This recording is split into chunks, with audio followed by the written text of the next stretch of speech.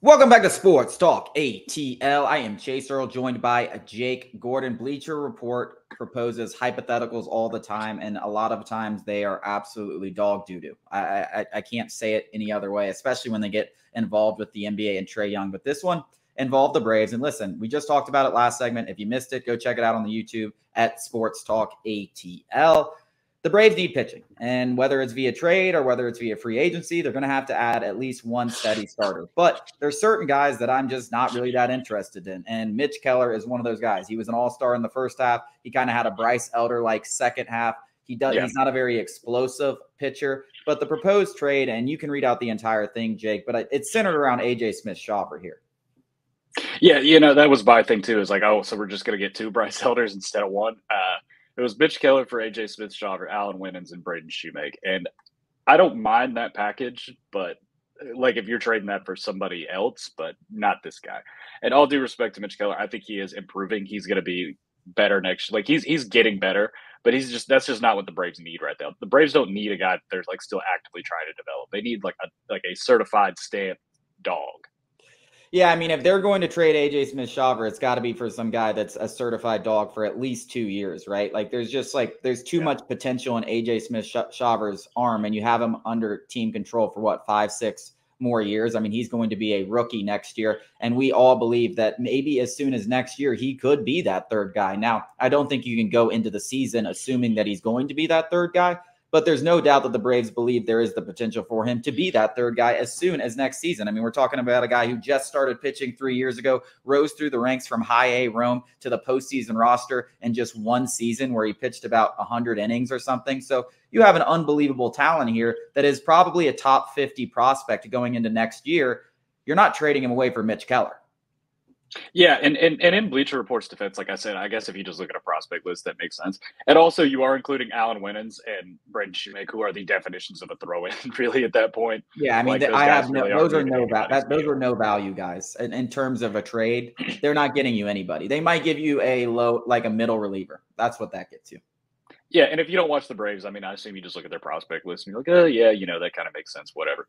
But I think that would be a pretty bad trade, especially if you look at Keller. Number one, he's struggled mightily outside of PNC Park, and he struggled at Truist Park in particular. He got blown up the one time he pitched against us, which is a very small sample size, of course. But, the second half of the season, he had a 6-run ERA, man. Like, we don't need a second Bryce Elder. We already have one. And I think Bryce Elder's getting better, but once again, I don't know why you would go for another guy who you are going to have to kind of, I wouldn't say hold his hand, but really develop throughout the season. Like if you're trading A.J. Smith-Shawver, I want a dog. Like I don't want a puppy. I want a dog.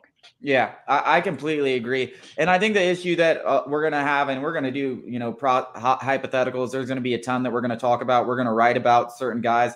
I think the problem a lot of people are going to have is making these trades work because the Braves do not have a lot of top high-end prospects. And the two that they do have in Waldrop and A.J. Smith-Shawver are guys they're really not going to want to let go because they are frontline potential starters. And when you look, as we talked about the outlook, it's very ugly after 2024. You got Spencer Strider and basically nobody else. So you're not really going to want to trade those guys. So when I'm thinking about trades, I'm almost looking more at the major league roster than I am the minor league prospects. Now, maybe if we can get a dog for A.J. Smith-Shawver, that's one thing, or Hurston Waldrop or whatever. But I'm looking at guys like, Bryce Elder. We just talked about. Like, what can you get for Bryce Elder? Can you flip him for something good? Can he be a centerpiece of a trade? Vaughn Grissom. Like, I'm looking at guys who have already reached the majors in those aspects. Or the opposite end of that spectrum in that 2022 draft when they take all these high upside high school pitchers and guys that are still 19 20 years old, some of them still 18, but guys that just are brimming with talent but probably aren't going to be ready for another 4 years. Well, you never know with this team, but probably won't be ready for another 4 years. It's those two extreme ends of the spectrum. It's not really a lot of the guys in the middle. Yeah. So I mean, it's going to be tough. I mean, listen, but like we've seen in the past, Alex Anthopoulos is not afraid to pluck guys off the major league roster. And I think we both have talked about, I mean, if you've listened to just the brief offseason talk that we've had so far since the Braves season ended, moves need to be made. You can't just keep going in with this team and hoping that there's different results or they're going to find the same results and that's going to end up in disappointment. It doesn't matter how good the regular season is each season. So Mitch Keller, not my cup of tea. Don't love it. There are going to be a lot of guys that are going to be available this offseason. I do expect it to be a busy offseason across the league when it comes to trading starting pitchers. And as we just talked about in the last segment, once again, go check it out at Sports Talk ATL on YouTube. There's a lot of guys in free agents that the Braves can buy as well. Yeah, I just don't believe in the half measures here. Why are we putting, bandages on stab wounds? Like what does Mitch Keller do for you in the postseason? Like, is he going to help you win regular season games, or is he going to help you at postseason games? I don't want a guy that we're going to have to argue if he should be making a start on day 3. Like that's the thing. That's exactly what I'm saying. Like every move should be made with the idea that he can pitch in the postseason, whether it be out of the bullpen or out as a starter. Every single move from here on out, because the Braves are going to win the division. I'm telling you right now, they're going to win the division next year. Like, and it's not going to be that close.